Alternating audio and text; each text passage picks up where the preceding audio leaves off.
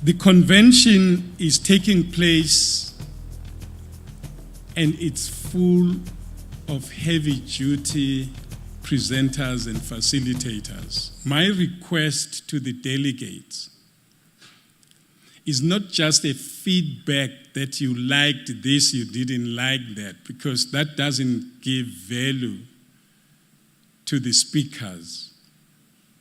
What I'm asking you to do is to engage the speakers.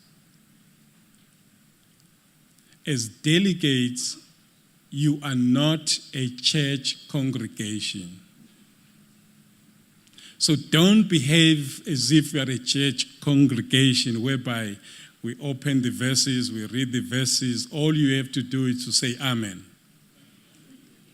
I expect you to do more than that. You are employed, and your employers expect you to come back with something that you got in this conference. As IPM, we look forward to the valuable feedback on saying the material that had been presented, that will be presented, how does it help? There are blank pages in our programs, in that I am privileged to know what the CEO is planning going forward, that we should take conventions into provinces, but taking them by issues. For instance, next year, I know that we will have IPM Women's Conference. Because unless the HR people and HR professionals get involved in the debate, it will not happen easily in the workplace.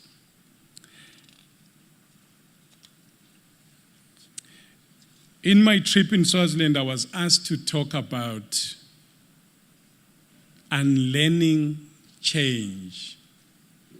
And there are a few things that I want to share with you, that there are things that we have to unlearn, which is one of them, is that we wait for big systems to happen to make a difference in people's lives. As human resources, everything we get here, we need to see how we implement. We don't have to wait for the re-engineering at work in order that we implement improvements. Having breakfast, I got an idea from a comrade who will be unmentioned. He raised an issue about why are we not paying a full salary for maternity leave for the duration of the maternity leave. Because the numbers of people who get pregnant in any one company will not bankrupt the company. And the HR people have not. I can see there are more ladies on the audience in this conference. So my challenge is that we don't have to wait for big things to happen before we improve people's lives. In the past, I propagate that we should be looking at democratizing the workplace. It is the HR profession that can start the discussions which say, why is it that 100,000 people produce the profit for any company, but the distribution of the profit is decided by one person or a few people? The controversial question is, why is it that when the leadership messes the company up, it's the majority and low-paid workers that pay?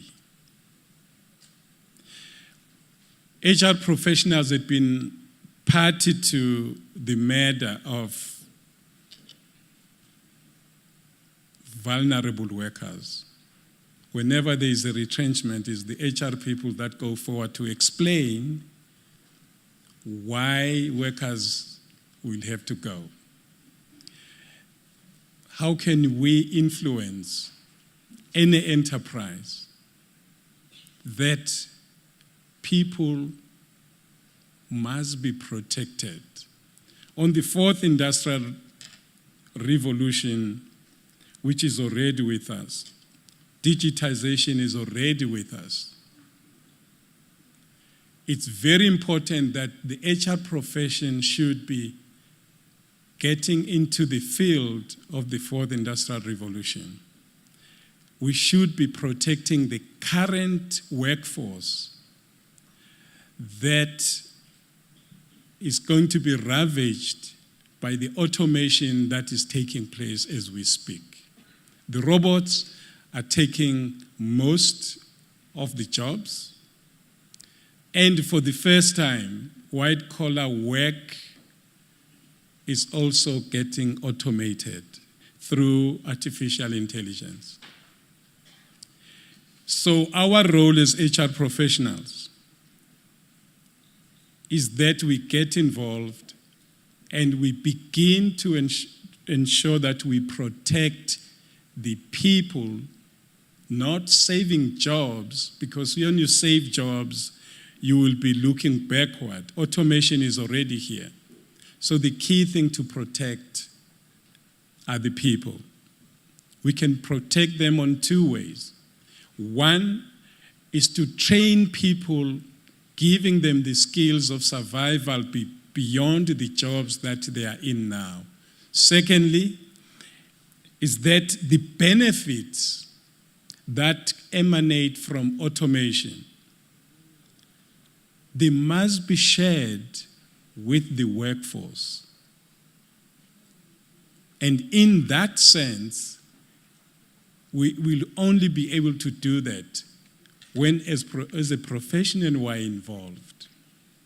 We ran skills competition as BRICS. I'm involved in BRICS, by the way. And in that week, there were clear evidence that there is no way that we will remain outside the impact of the fourth industrial revolution. Automation is with us. The big advantage is this, is that the technology that is here today, everybody is new to it. There's no one who has 100 years experience. So when the HR profession is not getting in, it will be purely by choice, and it will be irresponsible for us not to get involved because there's no one with the current experience. Everybody is new. Finally, I need to say that without the hardworking IPM staff, they put this together, I think they do deserve the rhythmic clap of hands, just the IPM people. Can you please? No.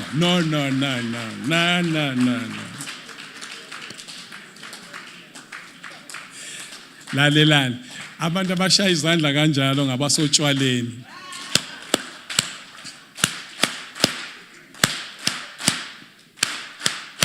Thank you.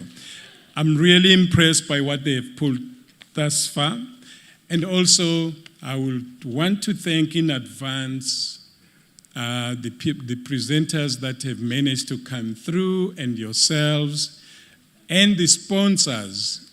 The reason why I'm thanking you in advance is encouragement that you should enjoy and have fun while we do the serious work in this place.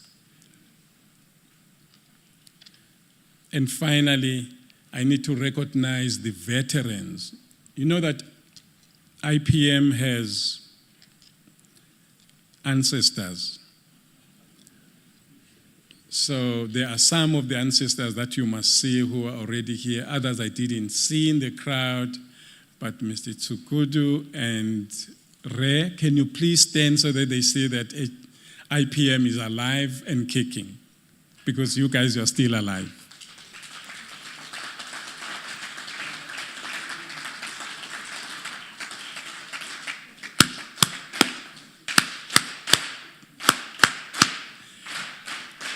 Thank you very much.